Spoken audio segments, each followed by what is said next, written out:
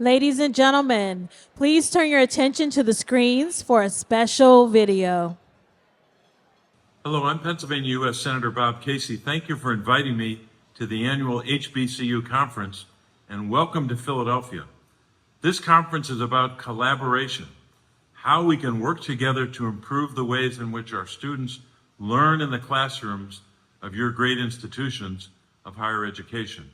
And what better place to continue building out the legacy of HBCUs serving our students than in southeastern Pennsylvania, home to two great HBCUs, Cheney University, the nation's first and oldest HBCU, and Lincoln University, the nation's first degree-granting historically black university. I've long fought to increase funding for HBCUs to support infrastructure improvements, endowments, and research funding, and I'll continue to fight for ways to make college more affordable and accessible, and to continue bringing programs to institutions of higher education that provide life-changing educational and career opportunities to your students. So thanks for all the great work that you do. God bless all of our HBCUs. Thank you.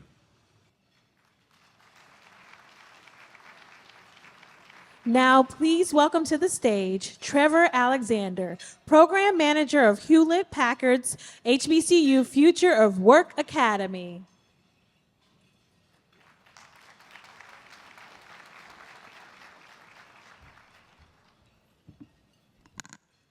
Good afternoon, everyone. My name is Trevor Alonzo Alexander. I graduated from the Earl G. Graves School of Business and Management at Morgan State University. Thank you all for the floor, and I represent HP here this afternoon. I serve as a program manager at the HBCU Technology Conference, and specifically the Future of Work Academy, which is the student engagement piece. This conference is a 100% virtual and free conference, and we just concluded our 4th year with record registration. As I see many familiar faces in the audience, just want to thank you all again for your support. This is both a non-student and a student conference, and so we just continue to just thank everyone for coming out and continuing to support our team at HP, and as we continue to build the relationship at the HBCUs. A couple things about the conference, and specifically the student piece, which I'll speak on. The Future of Work Academy stands for exactly that. My role as a technologist and a program manager is to help students envision what technology looks like at their HBCUs in the coming years. Over the last 3 months, we worked with over 500 students across the HBCUs to develop GPTs on OpenAI's platform this summer. Many of your students at your HBCUs develop GPTs to solve real solutions at your respective universities. Their projects we were very impressed with last week, and all of this was recorded and can be sent back out on demand for you all to see the amazing work that your students did during the program we put on this summer. In closing, my main reason for really being here is just to share my excitement to really continue to step forward in this role and to serve the HBCUs. I'm a native of Virginia and grew up in Norfolk, Virginia, and thank you. And I was the only one of my siblings and immediate family who didn't attend the HBCU for undergrad. I went to Old Dominion, where my sister and wife went to Hampton. my brother and mother graduated from Norfolk State University. And so the second that Morgan State opened its doors to me in 2018 as a graduate student, I ran through those doors and never looked back. I was super excited to not only gain the experience, but see what all the excitement has been about. Something that really stuck with me as I watched our president, Dr. David Wilson, this morning speak was that level of authenticity. I'm a big workout guy, big gym guy, and every morning I would go to our gym, and guess who I would see right there on the elliptical reading a newspaper? Dr. David Wilson. And I share those stories because HBCUs, Morgan State has changed my life, and I took this role specifically to be able to go back immediately after graduating and continue to serve students at a very high level, because that's what it's about, right?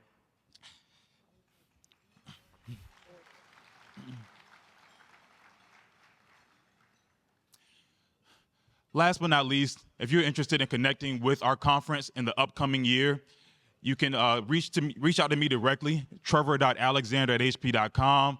Again, we had over 75 universities participate this year in record registration. We look forward to connecting with faculty, staff, executive leadership, IT departments at the HBCUs, and then students who work directly with me as we take them through the future of work and exactly what that will look like, and want to support them at the highest level. Thank you all again for everything that you all are doing, and I look forward to connecting with you.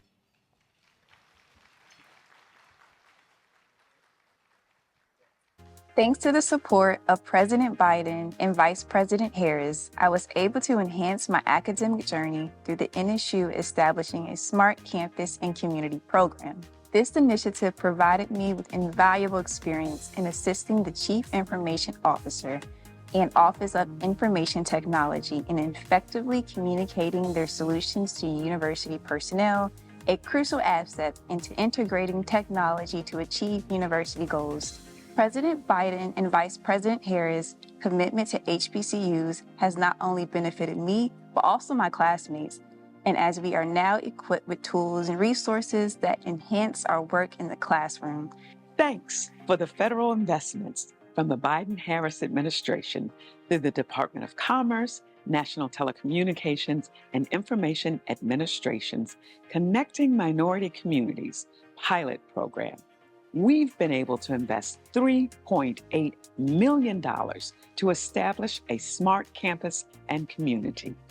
These investments have been critically important to improve broadband access on the NSU campus, to enable a broadband-enabled faith-based service center offering a digital inclusion program for the underserved community, and producing the next generation of leaders in this field by creating workforce development and student experiential learning opportunities via partnerships with local school districts and private K-12 schools.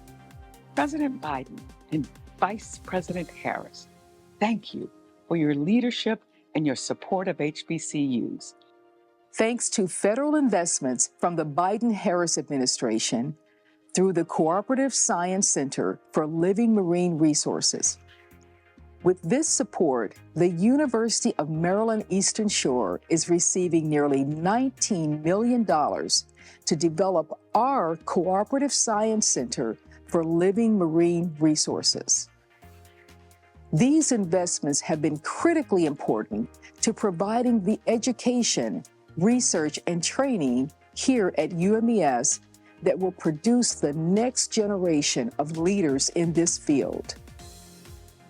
President Biden and Vice President Harris, thank you for your leadership and your support of HBCUs.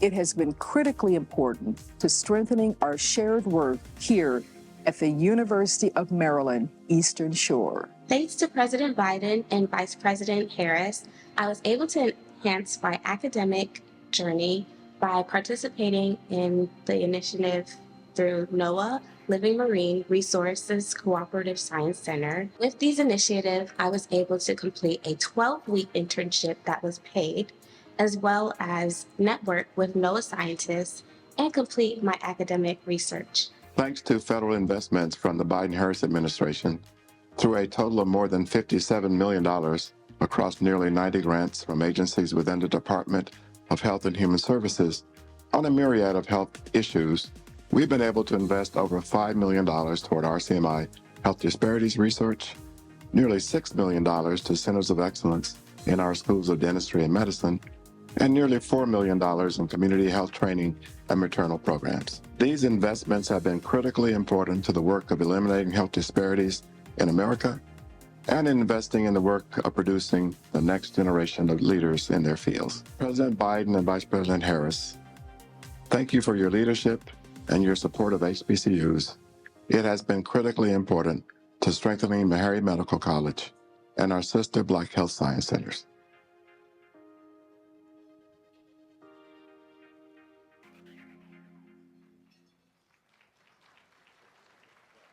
Now, please welcome to the stage Misty Moore from NASA MIDIC and Lawrence Cosby from JP Morgan Chase for our HBCU Scholar Pitch announcement.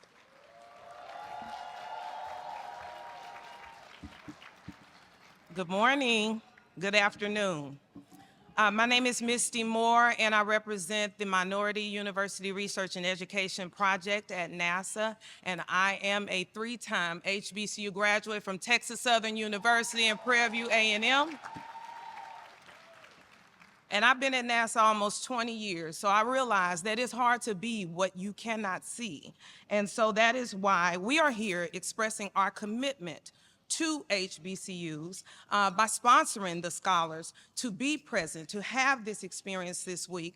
And they have participated in an intense hackathon.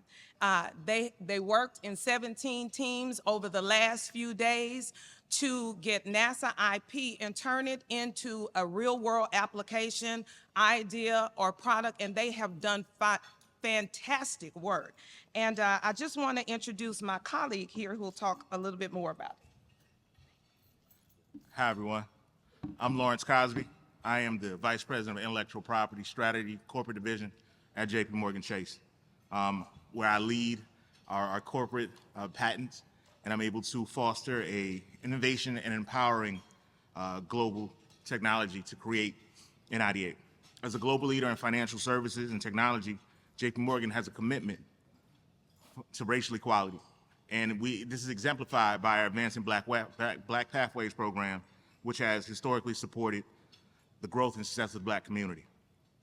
JP Morgan Chase has 5 core values that drive our firm culture.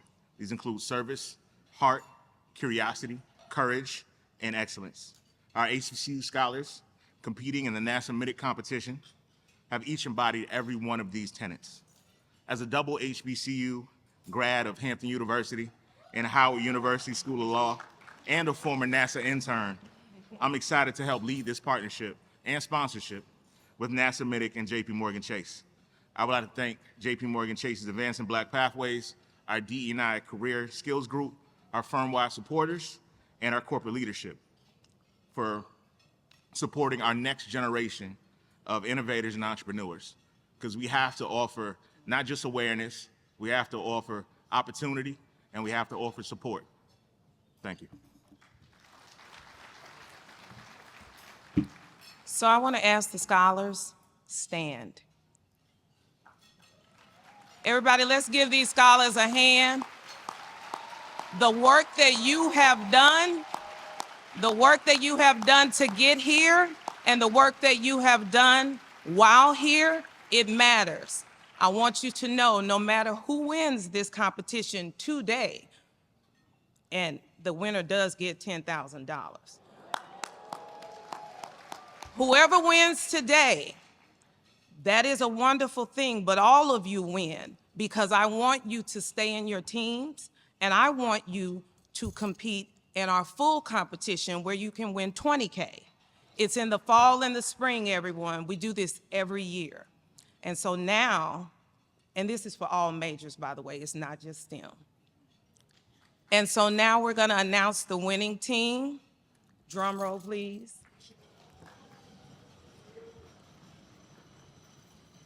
I also want each one of you to come work for JP Morgan. We got roles, we do have roles. But the winner is Team Flow Go. Come on up, come on up. Xavier University, Cheney University, Voorhees University, and North Carolina A&T, come on. Everybody give these students a hand. They are fantastic.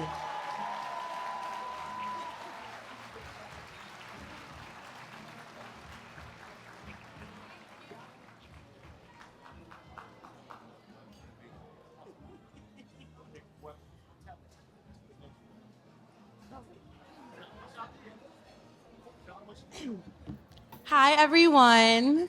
My name is Kelsey Dorsett Wilson. I am a senior at North Carolina A&T State University. My name is Chantel Ilawale. I'm a student at Cheney University. I'm currently a senior, majoring in biology.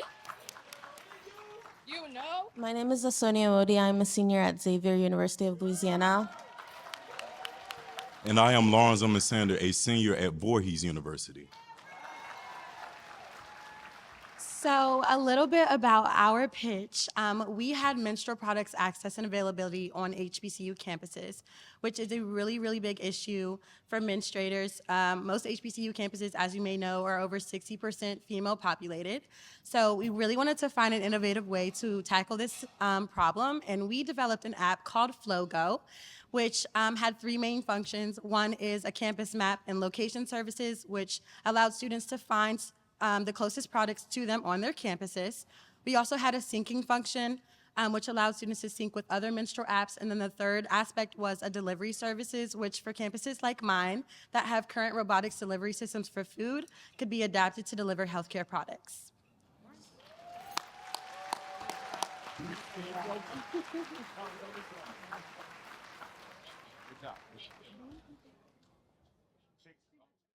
Please welcome to the stage Tanisha Montgomery, Vice President of Home and Auto, Marketing Strategic Initiatives from Synchrony.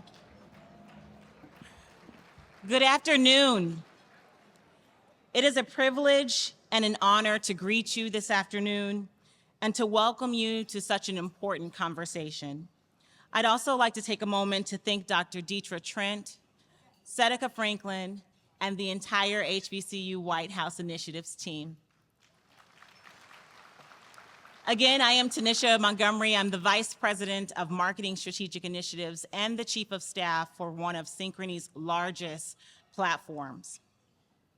I also wear the second hat of being the leader for our Build the Pipeline team at Synchrony under our Black Experiences Network. That team is focused on HBCU engagements for continued advancement. Synchrony recognizes the essential role that HBCUs plays in education and in building communities that foster the next generation of leaders in this country. Our pillar is specifically focused on being able to provide professional development, financial literacy, mentorships, and most importantly, internship opportunities in our paid business leadership program, which was recently named #1 in Way Up's top 100 internship programs in the nation. Through Synchrony's focus on education as an equalizer, we expand access to higher education and skills training in high growth fields. Over a 5-year period, we've invested more than $50 million in this program, inclusive of HBCU scholarships with our partners at North Carolina A&T, Arkansas Pine Bluff, Philander Smith University, and Tuskegee University College of Veterinary Medicine. Not only is Synchrony one of the sponsors for this conference, we are also a proud member of the HBCU Caucus Partnership. Synchrony has over 100 years of history as a Fortune 200 financial services company, and we continue to shape the future of retail financing and customer engagements every day. And if you're still sitting at your table asking, who is Synchrony, you might remember names or recognize names like Care Credit, PayPal Credit, Venmo Credit, Lowe's, TJ Maxx, other partners like Crate and Barrel and Ashley Furniture. We are proud to cultivate an inclusive workplace, and we're committed to uplifting communities in which we live and work. We were recently named the top 5 places to work. Synchrony remains vigilant and committed to DE&I because building a more equitable, inclusive economy is a business imperative. And just last year, Synchrony announced a $100 million commitment in the Aerial Alternatives Project Black, which aims to scale sustainable minority-owned businesses and position them in leading supplier roles to Fortune 500 companies. And in alignment with today's session, and as we celebrate National Voter Registration Day, Synchrony recently launched Your Vote Counts. It is a nonpartisan voter registration site that empowers students, employees, and partners to register to vote, feel informed, align on critical dates, and to best plan their vote for Election Day. The most significant nod to our communities and HBCU history is being civically engaged and making sure your voice is heard through your vote. If I leave you with nothing else, come November, your only Black job is to remember to vote. Thank you.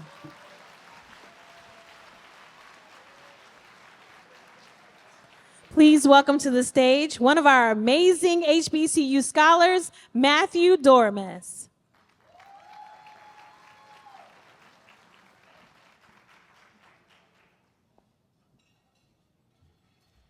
Good afternoon, everybody. That's not good enough. I said, good afternoon, everybody. My name is Matthew Andre Brian Dormus. I'm a junior at Oakwood University. Thank you. And I have the tremendous honor of serving as the illustrious 11th Mr. Oakwood University. I am also a 2024 White House HBCU scholar, and I have the privilege of introducing someone very special today. A third-generation warrior for civil and human rights, the Rev. Dr. Otis Moss III has served as senior pastor of Trinity United Church of Christ in Chicago since 2008.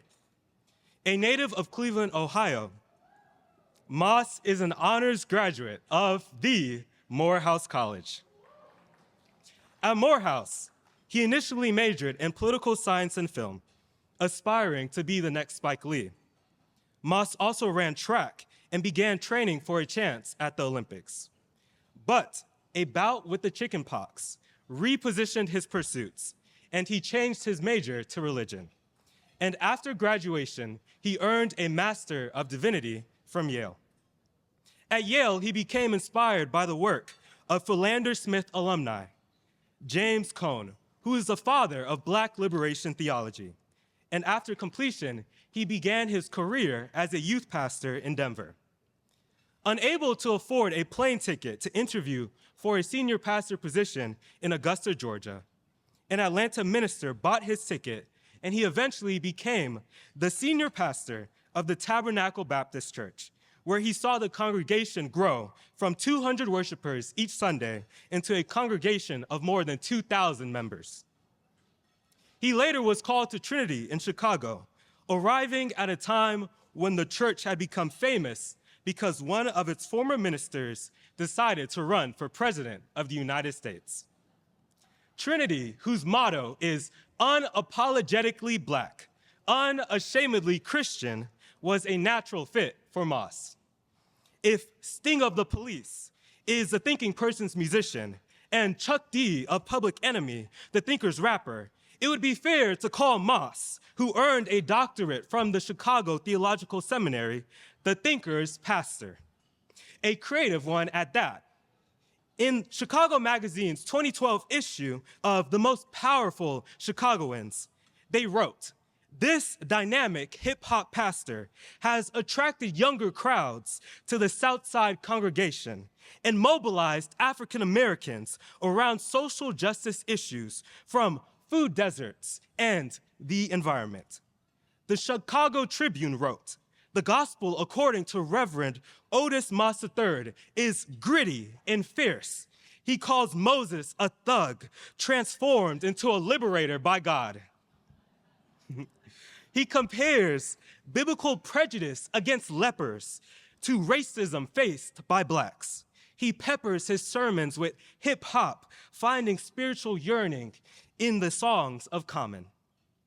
While he has said, every pastor has to be an amazing theological DJ, you've got to be able to create a new song that does not alienate the old. It is clear he still loves film. Citing the works of Spielberg and Scorsese, filmmakers influenced by spirituality, he fuses faith and film today to address the issues of the time. His 2020 film, The Cross and the Lynching Tree, a requiem for Ahmaud Arbery, is a sermonic film showing Moss preaching surrounded by stained glass, interspersed with images of an actor pausing to tie running shoes, clips Birth of a Nation, and footage of protest. His civil rights upbringing is seen in his film, Otis's Dream, featured on Oprah's Super Soul Sunday, which tells the story of Moss III's grandfather, who was denied the right to vote in 1946 after walking 18 miles to 3 different polling places. He died before he could ever vote. Moss was executive producer of the film and wrote the original screenplay and story. The film has won eight film festival awards in the United States and United Kingdom, including Best Narrative Short, Best Documentary Short, Best Musical Score, Best Actor, and Audience Favorite. While the economic impact of HBCUs is very important, maybe even more important is the history of our alumni in fighting for democracy. Please welcome one who continues to advance that tradition, the Reverend Dr. Otis Moss III. Thank you.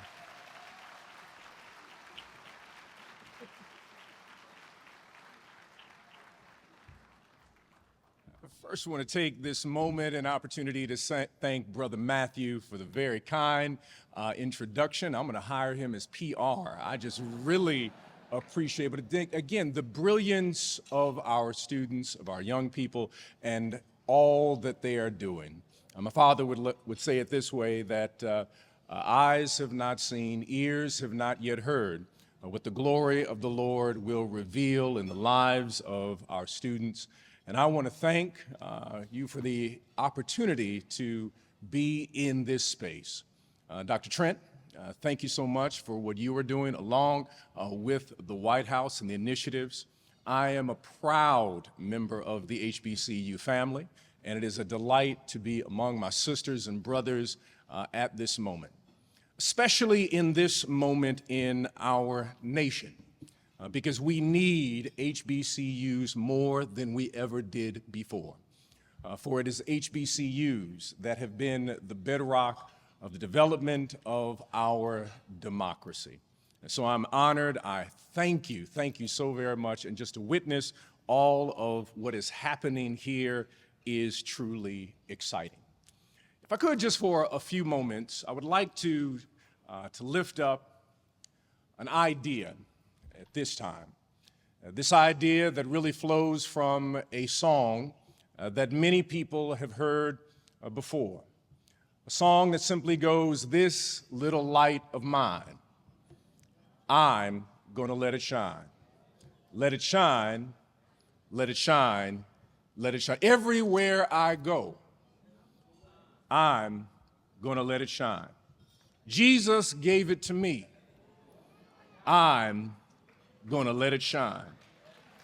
This song that I believe it was in 1933 that the first time that it ever been recorded. Interestingly enough, I believe it was in Montana when it had been written down, as an AME group was gathering in Montana. And they wrote down the lyrics to this song that goes all the way back to the spiritual tradition and has also connections to West Africa. But this song, I believe, speaks to what we are called to do in this moment in American history, that we are called to let our light shine. This nation is in trouble. This nation is in danger. These yet to be United States of America, in the words of W.E.B. Du Bois, that we have so many Confederate apologists and antebellum fanboys, and some political arsonists who are attempting to set ablaze the fragile democracy that we know as America. That many of us can even smell the flames of people attempting to set ablaze this democratic experiment we know as the United States of America. It was a poet by the name of Anita Scott Coleman. I believe it was in 1934 when she wrote a particular poem speaking about the resilience and the power of Black people. She was a colleague of the famed Langston Hughes. And And I changed just the words for a contemporary audience where she said that black people are the tall trees that remain standing in a forest after a fire. Flame strips their branches. Flame sears their limbs. The flame scorches their trunks, yet stand these trees, for their roots are thrust deep in the earth. Black people are the tall trees that remain standing in a forest after a fire.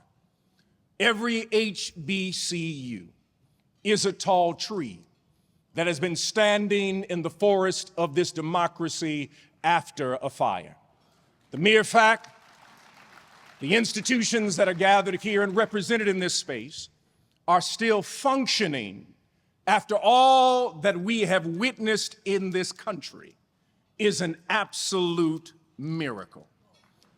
And that song, This Little Light of Mine, the one who is the maestro and the progenitor, the one who lifted up this song, is not one who graduated from an HBCU, but the reason that we can graduate from HBCUs is because of one who used to sing this song, a sister from Ruleville, Mississippi, by the name of Fannie Lou Hamer. Fannie Lou Hamer, the age of 42, and she was the 20th of 20 children from Ruleville, Mississippi. She was invited to church, that there was a program going on in 1962. A group of students from black colleges had gathered in Mississippi just to talk about voter registration. Not to register anybody to vote, but just to talk about voter registration. As my sister said, trying to tell them what their black job is all about. And as she was in this space, she felt the Spirit of God speaking to her, saying that she should join a movement, though she was 44, though she had not graduated from high school, not even middle school. She felt the touch of God speaking to her. And she joined the movement to organize, along with young people, to allow her light to shine. It was a year later, as she was organizing in Winona, Mississippi, that she was with a group of activists, that she was arrested. She was arrested and taken to the jail. And as she was at the jail, the police officers in Mississippi, of course, assaulted her. But they did something that was so destructive and painful in the assault. They found some black men who were in prison and told them that if they did not want to be beaten, they had to beat Fannie Lou Hamer. And these men, with tears in their eyes, were hitting Fannie Lou Hamer, wanting not to do this horrific act as these officers laughed. But here is the point that blessed me learning from Fannie Lou Hamer. She said that for most, that this would be the end of their organizing career. But God intervened at that moment and lifted me out of my body. And I could look down and see what was happening, but I couldn't feel anything. But then after they were done, God put me back in my body. And at that moment, I knew that I had a light in me that nobody could put out. And from that moment, she became one of the most prolific organizers in America and went on to form the Mississippi Freedom Democratic Party, because the Dixiecrats, as they were called then, did not want to have any black people representing Mississippi. But it was Fannie Lou Hamer, along with Ella Baker and other organizers like James Wright, to say, well, if you won't let us into the party, we're going to have our own party. And they formed the Mississippi Freedom Democratic Party. And they said, well, since you're going to the Democratic National Convention in Atlantic City, we're going to show up and demand a seat. And Fannie Lou Hamer got on the mic and told the entire nation what was happening in Mississippi. She made some politicians in Washington so nervous that Lyndon Baines Johnson all of a sudden said he needed to have a press conference to get this woman off the news. And he had a press conference, and they cut Fannie Lou Hamer off. But the word had already gone out of what we must do and how we must organize. But that moment changed American history because there was a woman who was watching at that time, a sister by the name of Shirley Chisholm. And when Shirley Chisholm was watching, she said, if Fannie Lou Hamer can do what she did, then maybe I can run unbossed and unbought. And as a result of her running, she becomes a congressperson, but then it then inspires another woman by the name of Barbara Jordan. And Barbara Jordan then stands up and begins to speak eloquently in Texas, but that also then inspires another woman by the name of Maxine Waters in California. But that continues to inspire sister after sister to even in Illinois, a sister by the name of Carol Moseley Braun runs for the Senate, but that then inspires who is now the Vice President, Kamala Harris. We all owe a debt to a woman by the name of Fannie Lou Hamer.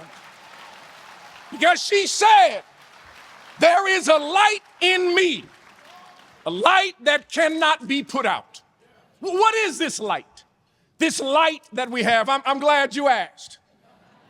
That God has placed a light in us, but there's a light in black culture. There's a light in black people. There is a spiritual resilience. There is a moral imagination that functions within our spirit. Some of you may not believe me, but I know I'm in the right place because I can talk about this light. That's the light that Mary McLeod Bethune had when she had faith in God in one hand and a few dollars in the other to start a Bethune-Cookman.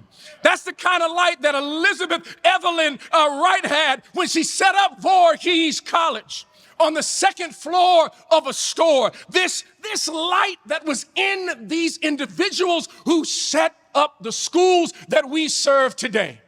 There are only two institutions that the KKK couldn't stand. One was the black church and the other were HBCUs. Because if you got an educated praying person, you can turn the world upside down.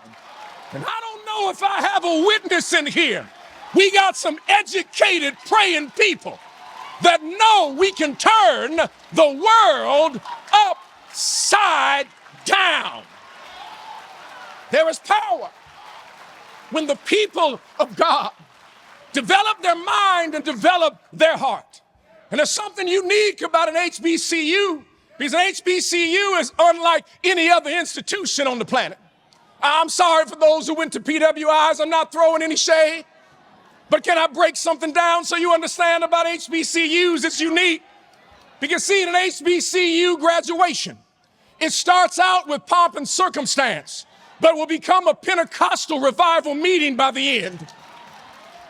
Because every year at an HBCU, it'll happen in 2025, somebody will stand, the Dean of Academic Affairs, will say, please hold your applause until the entire class of 2025 has received their degrees.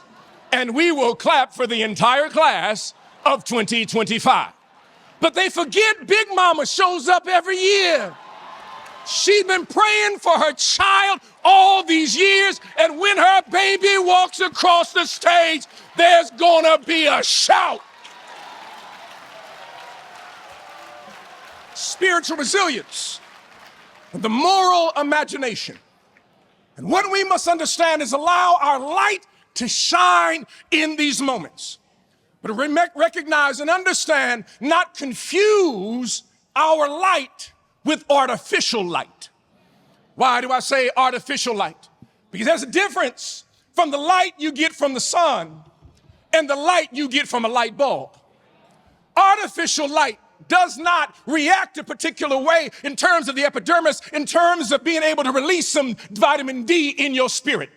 But when you are connected with the right kind of light, it will do something in your spirit. And I'm here to let you know that materialism and cynicism is the wrong kind of light. There is a light that our ancestors had, that liberation does not come simply from someone's wealth. That you've got to have more than material. You've got to be rooted spiritually and morally to transform our very communities. I wonder, because those of you who are presidents of HBCUs, I know we are underfunded. I know we need more resources. But I got to tell you, you all are some miracle workers. I ain't never seen anything like it. That literally you can do more with less than those who have major endowments. Look who you produce and what you produce. Many of you, we have that Harriet Tubman spirit. Harriet Tubman didn't say, I need an endowment in order to release 300 people. She said, first, I've got to have the right vision in my spirit because there is a light that flows within me. And this is the challenge for us in this moment, to allow students to understand there is a light in them, that you come from a community of resilience and moral imagination. Because this season in our democracy is literally on the ballot. And so we are called in many ways to ensure that we let our light shine. So as I close, I've got to tell you one moment about allowing our light to shine. Because when our light shines, it's not a spotlight on ourselves, but it's a light to bless other people. It's nice that you graduated. It's nice that you have particular positions. But the reality is that whatever we have been given, we are called to pass it on to someone else. Let me see if I can explain this way. The light that we have is not a spotlight, but the light we have, understand this, is not a competitive light, but is a cooperative light. When we recognize we're not in competition with each other, that in many ways, we are like fireflies. It's nice for one lightning bug to light up. But if you get 1,000 of them together, you can literally light up the night if they come together and begin to work. And I'm reminded from our history, some graduates from HBCUs who transformed the social landscape of America in a place known as Montgomery, Alabama. People will remember that in Montgomery, there was that great bus boycott. We lift up the name of Rosa Parks, but before you get to Rosa Parks, you need to know there was another sister who sat down before Rosa Parks. Sister by the name of Claudette Colvin. And the only reason that she was not the face of the movement was because she was not married and had children. But before there was a Rosa Parks, there was a Claudette Colvin. But please do not frame Rosa Parks as some meek and mild sister. Rosa Parks had been an organizer in the NAACP since she was a teenager. And she said, I'm going to work the rest of my life until I bring down segregation. So she sat on the bus and refused to move to the back and was arrested. When she was arrested, the word went out in Montgomery. And the organizers in Montgomery gathered together. I believe it was at the Holt Street Baptist Church. There was a gentleman by the name of E.D. Nixon. E.D. Nixon was a part of the NAACP. There was another brother by the name of Fred Gray, who was a graduate of Alabama State University and was also a lawyer in the community that wanted to bring down segregation. There was another graduate by the name of Joanne Robinson from Clark Atlanta University, who specifically worked at Alabama State University. And there they were in the basement of Holt Street. And there was a young minister who'd only been there a few months. Folk just said, come on by. We're not going to put you on a committee, but we just want you to show up, by the name of Martin Luther King Jr. And as they were in that basement, I have to say it this way, the brothers were at the front of, near the front of this basement in one section, and sisters were over on the side. The brothers were arguing. The sisters were over there planning on the other side. The brothers were arguing, and the sisters were planning over on the other side. The brothers were arguing, saying, we need a bus boycott for one day. And then another brother said, no, we need to allow the NAACP Legal Defense Fund to run this up the legal chain. The brothers were arguing. But there was Joanne Robinson and about 8 other sisters. And they said, you know what? The brothers are going to argue all night. Let's leave and start a movement, and they'll catch up with us a little bit later. And so the sisters went over to Alabama State University, where they had a mimeograph machine. Some of y'all know what a mimeograph machine is. In order to make copies, you had to crank them out. And they had a flyer that they made to say that there is a boycott and no black person is to ride a bus in Montgomery. And they were going to print up 55,000 flyers within 8 hours. And they had organized paper boys in Montgomery to deliver all of these flyers. And after they finished their first 10,000, they gathered the paper boys and gave the flyers to them and said, now deliver them to as many houses as you can and come back. But that's when the Spirit of God intervened. Because then as the boys came out from Alabama State, a breeze out of nowhere came and blew all the flyers everywhere. One flyer landed on the car of the sheriff in Montgomery. And when he saw the flyer, he said, look at what these Negroes in Alabama are trying to, I don't think he used the word Negro. Look what these Negroes in Alabama are trying to do. He was worried that black people were going to forget what they need to do and get out of their place. So he decided to take the flyer to one of the most powerful people in Alabama, specifically Montgomery, the person who was the owner and the editor of the Montgomery paper. He said, look what the Negroes, don't think he used that word, they're trying to do in Alabama. And the owner and the editor said, oh my goodness, we've got to let all of the white people in Montgomery know what they're doing. So what I propose is that we have a full-page ad and print this flyer right here and allow all of the white people to know. But what he didn't realize is that not only was he letting all the white people know, but he let all the black people know at the same time. So when Dr. King got up that morning and opened up his paper, he realized that there was going to be a boycott. But that's not the cooperative aspect that I want you to know. There's a woman that many of us do not lift up and don't even know about by the name of Georgia Gilmore. Georgia Tilford Gilmore. Georgia Tilford Gilmore was a cook in Montgomery. And she wanted to be a part of the movement. She didn't graduate from Alabama State. She didn't go to a HBCU. She didn't graduate from anywhere, but she knew how to make some pound cake. She could make some peach cobbler. She could hook up some cornbread. She makes sweet tea to turn you into a diabetic. I'm telling you, she could hook some stuff up. And so she gathered other women who were cooks in Montgomery. And they called themselves the Club from Nowhere. And they said to the organizers, said, you all do the legal stuff. You do the theological stuff. We're going to raise money for you. I said, how are you going to raise money? That you don't have enough money. I said, oh, we know how to raise money. We're sisters. We know how to do this thing. And so what they did is they started selling pound cake and peach cobbler.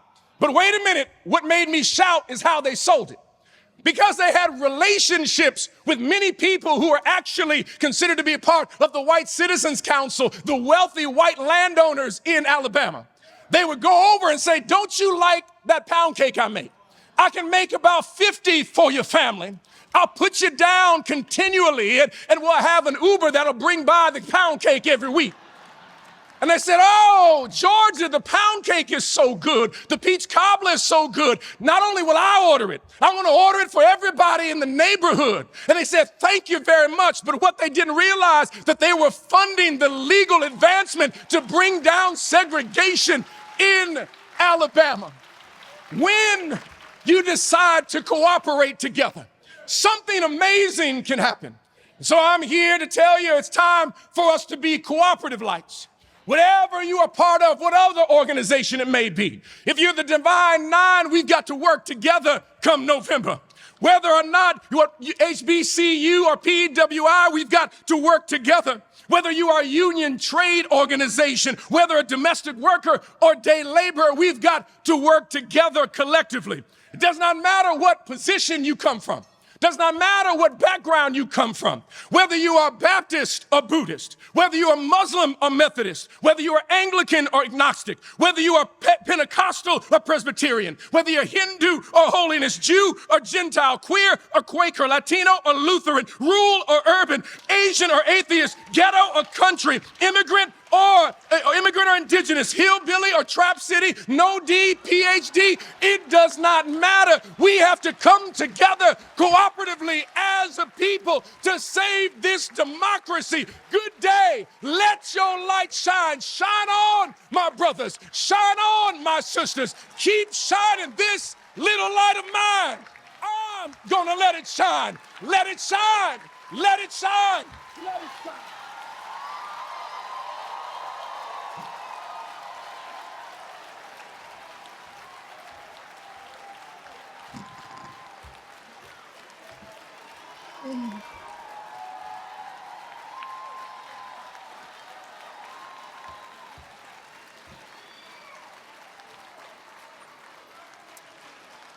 So, ladies and gentlemen,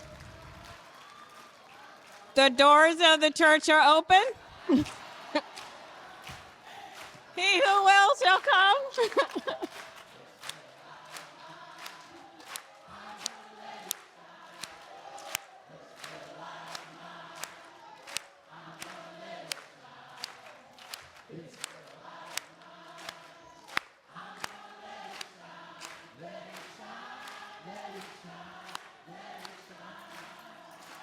So,